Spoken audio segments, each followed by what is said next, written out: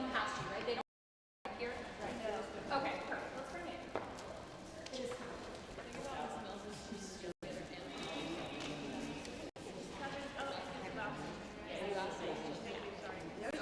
Let's try. That's the best. Wait, so yeah, the dancer's door. Run past you, but then. All right, let's try Twilight. See if that's better. Just that section. We're just gonna do. Let's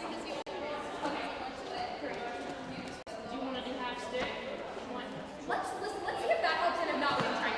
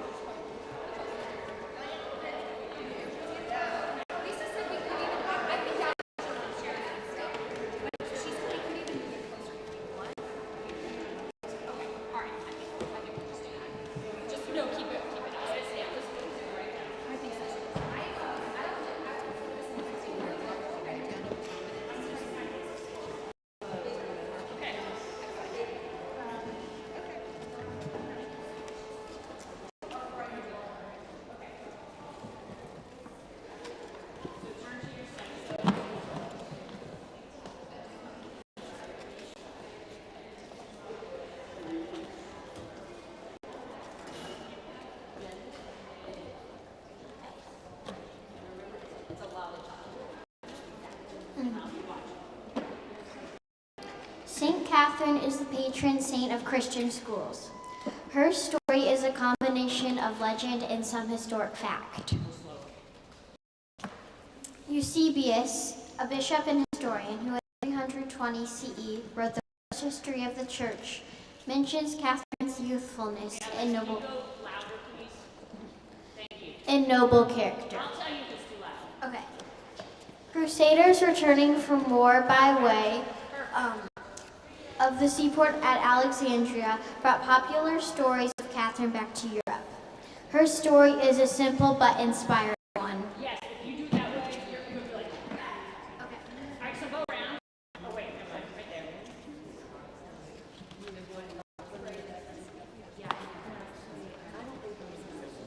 Catherine lived around 300 CE in the famous city of Alexandria, Egypt. The city, besides being a seaport, was a famous intellectual center and was proud of its world-famous library. Catherine was a young scholar. With the support of her family, she was afforded a superior education.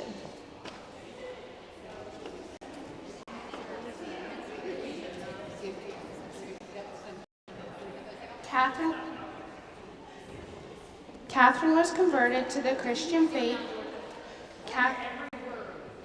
Catherine was converted to the Christian faith in her late teenage years. She attracted the attention of Maximian, a Roman military general who later shared the emperorship of Rome with Diocletian. Maximian wanted to marry Catherine. He was, however, opposed to the Christian faith, believing that it caused the ancient gods of Rome to curb the success of the empire.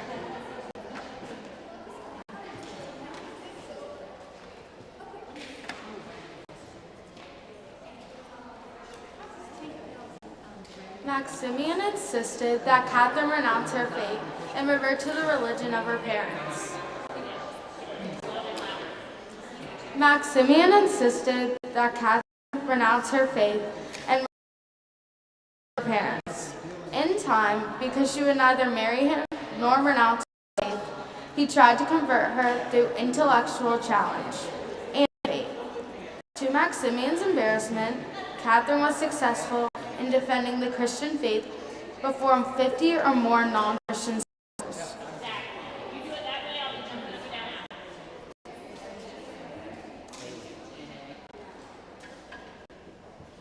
Later, in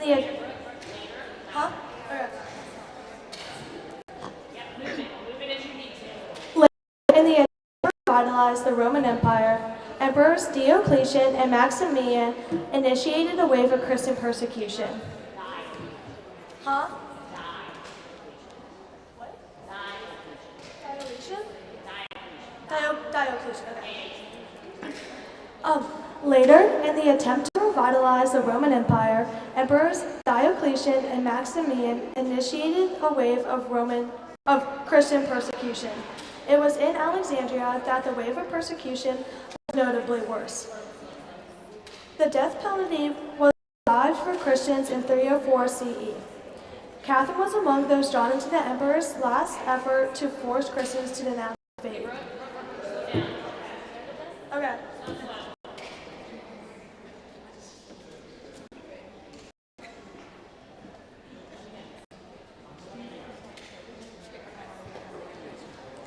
Catherine refused to give up her faith, so she nailed spikes to a cartwheel and rode through the cobblestone streets of Alexandria. She died a short time later when she was beheaded with a sword. Because she refused to give up her faith in Jesus Christ for any reason, she is known as a saint today. Very nice. Do it that way.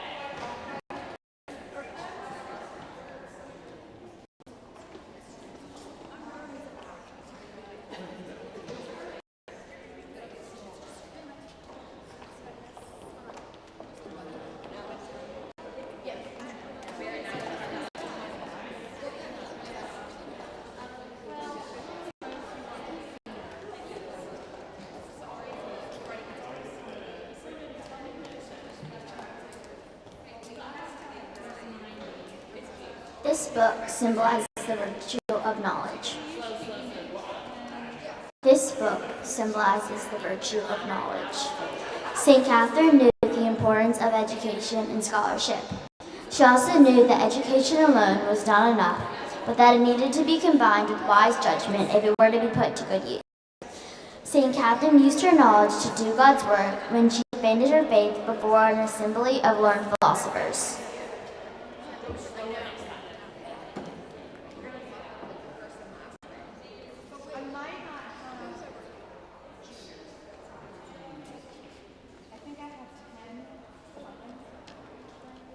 This ring symbolizes the virtue of faith. Saint Catherine lived a life of faith in God and God alone. Her faith was so strong that she would not give it up for any reason. Not for marriage, not for prestige, not for her life itself. The source of her faith was the God she loved more than anything else. Next person, start coming.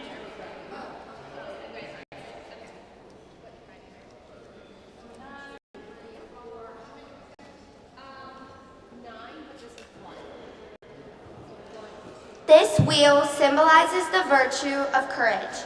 St. Catherine lived at a time when Christianity was considered a threat to the Roman nation. It took courage for St. Catherine to be a Christian even when the world opposed her. St. Catherine's courage was so great that she was able to face even the torture of being nailed to a wheel and rolled through the streets of the city.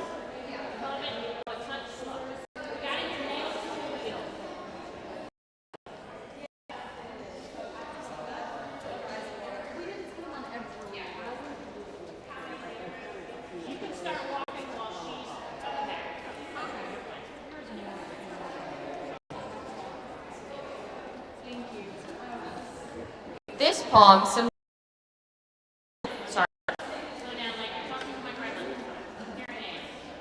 poem symbolizes the virtue of determination. When an army returned home victorious from battle, the people welcomed them by shouting for joy and waving palm branches. St. Catherine won a great victory by holding on to her faith in Christ against all odds. Her determination helped her not only to win the victory of resisting the pressures of reform, but also to confront the world with the love of God.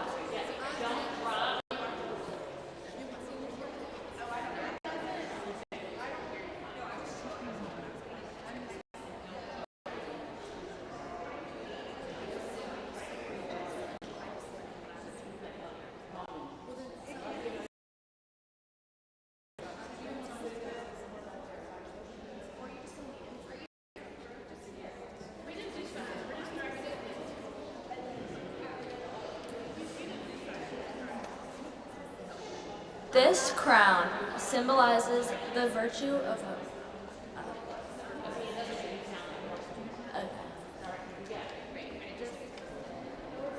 This crown symbolizes the virtue of hope. This crown, which the Church has given to St. Catherine, shows that even in the face of suffering and death, she always had hope that God would bring good out of her life. Her hope was the assurance that God's will would be done, and it allowed her